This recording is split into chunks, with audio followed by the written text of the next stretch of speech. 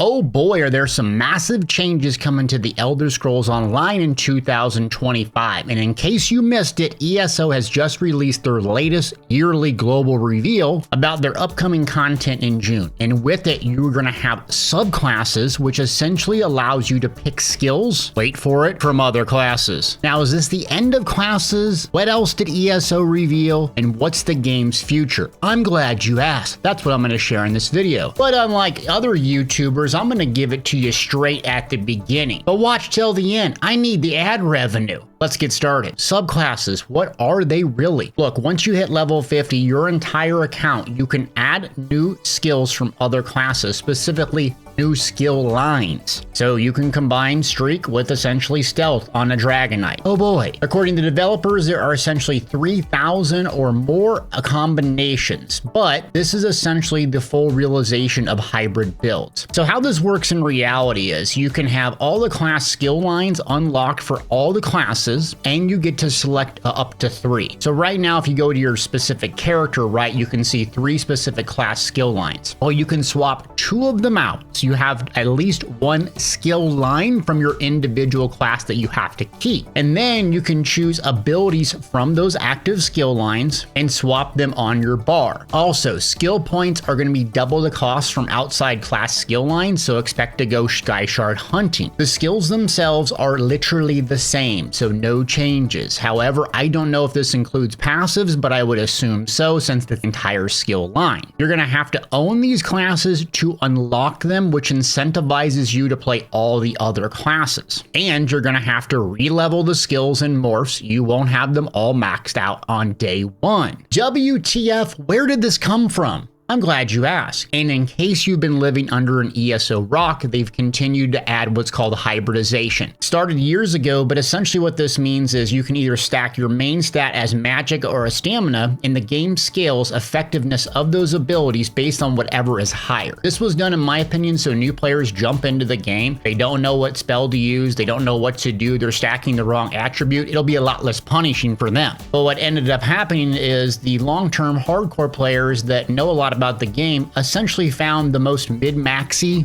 way to build their characters, and you have a lot of the DPS sets, abilities, skills almost all uniformly matching each other, plus or minus a few class-specific skills and ultimates. These subclasses, I don't necessarily consider them subclasses because it doesn't really add anything. I think the name implies that you're getting to get some new effect from Dragon Knight, and ultimately this will probably further homogenize classes as it is, because why wouldn't you use Dragon Knight Ardent Flame dots with like an Arcanist beam and some other buffs? And once the big brains that can do more than basic algebra figure out the best combinations, you're likely just going to have a few builds in PvE and maybe a few meta builds in PvP. DPS will have like a trash setup for AoE, boss setup for single target, solo, so on and so forth, and there will be one mathematical best build, no more debating. Same with healers, tanks, and you might change it up for main or off healer and tank, and DPS might tune it a little bit for the individual content. So therefore, I expect further homogenization with the classes. Same pros, same cons. Casual players who fart around can swap out skills, while hardcore players will run pretty much the same 90% of the same builds, trying to squeeze out every ounce of performance. So my opinion on this is a bit odd. The term subclass implies that they're going to add something to it rather than just going and getting other skills from other classes. Look, this is their full actualizing of homogenizing classes and hybridizations. For some reason, they really like this. Maybe they're getting feedback that players really love this, but it's going to make the classes seem kind of non-existent when people find out the mathematical best way to use a class. And maybe that's what they want. It just comes down to skill at that point to who's the best. But hey, it's their game. They can do what they want. But there's more to the story than this. So keep watching till the end. So I'll share a little bit more about their new seasonal model approach. Will be different than the previous annual 4-quarter updates. However, expect the exact same type of updates this year. So the reason being is a lot of this content takes 2 to 3 years to produce, so it's in production for a long time. So they likely made this years ago. In 2026, we'll see the change. The seasonal model, according to them, allows a lot more flexibility in the content they make and the timeline. So some seasons could be 3, 9 months, or even 2 years. They can revamp a lot of the old content in order to draw in new or returning players rather rather than the same old cycle that you either come to love and or know. And if you're unfamiliar with what this cycle looks like, quarter ones are usually a couple dungeons, quarter two is the major expansion with the trial, new gear, maybe a new system, quarter three more dungeons, and then quarter four usually quality of life, a new system, and or quest. So expect to receive the exact same thing this year, but the changes will happen in the future in 2026. I was told the content pass is going to be $49.99 for the entire year of content. So this year, that's pretty good deal if you want to get all the dungeons and or the new trial and new zone. So what does this mean for ESO? My opinion, I think the developers have been going at this pace for what, 11 years now of doing the same type of updates over and over and over. And they're probably getting burnt out, probably looking for something to do different. And they already have a lot of things in the game. There's a bazillion new zones. There's tons of stuff to do. They probably are going to run out of resources trying to continue to make the same 4 updates along with the trials and the dungeons and so on. So they're probably going to slow it down,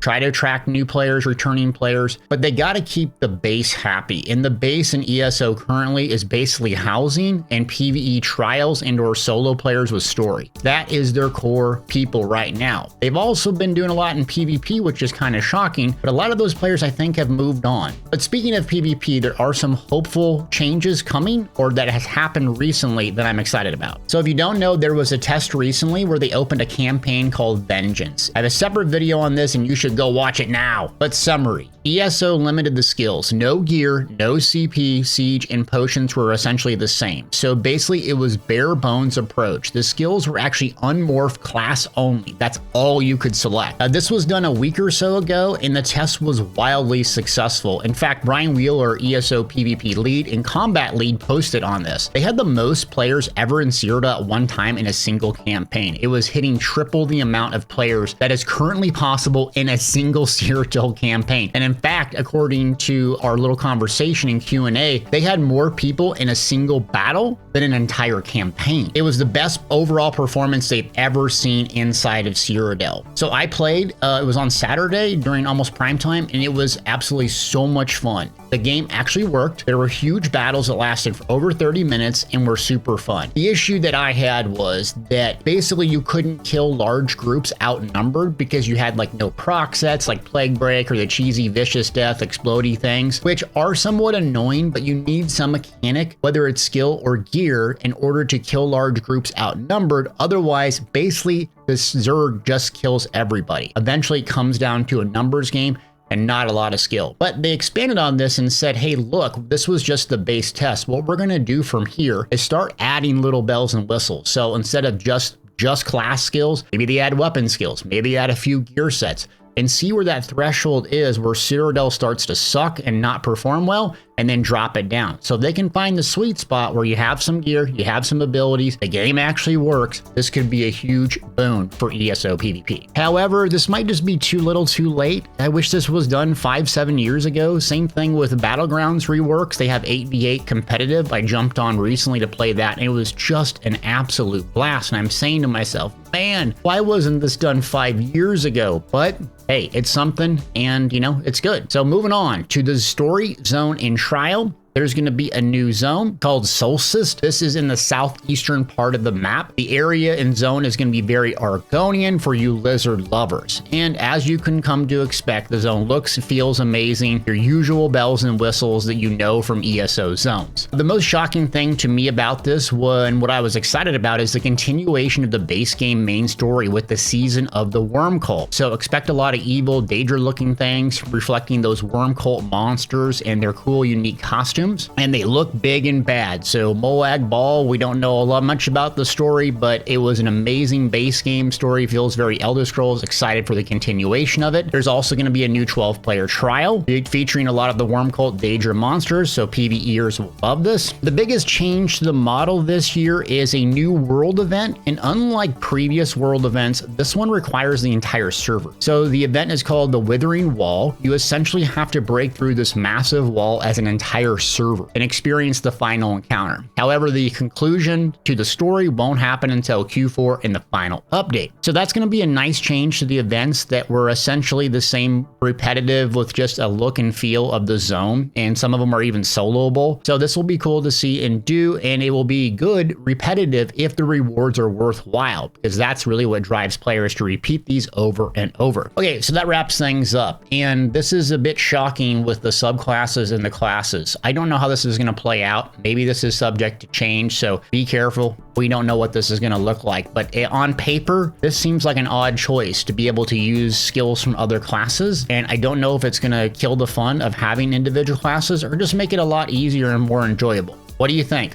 Leave me a comment. Really excited about the PvP changes, the Vengeance server, hopping on to do Battlegrounds, and I just love ESO. I don't cover it nearly as much on this channel because other games are just more popular, but I will start doing a lot of it because you hardcore fans have been watching the videos and saying how much you like them. And still, when I jump on to do Battlegrounds here and there, it's just the best combat. It's exciting. I love the blocking, dodge rolling, casting spells, managing your resources, hitting a big whip with the Dragonite. It's so fun. I just wish some of these changes for PvP 5-7 years ago. I wish the hybridization changes wouldn't go to their full actualization, but hey, it's not my game in Cinemax, and they've treated me great over the years. And so hopefully this is a good year for it, and we'll see what happens when those subclasses hit. I don't think classes are dead quite yet. It's just a clickbait title to get you to click on it. Thanks for watching to the end, you 5 remaining viewers. Appreciate you.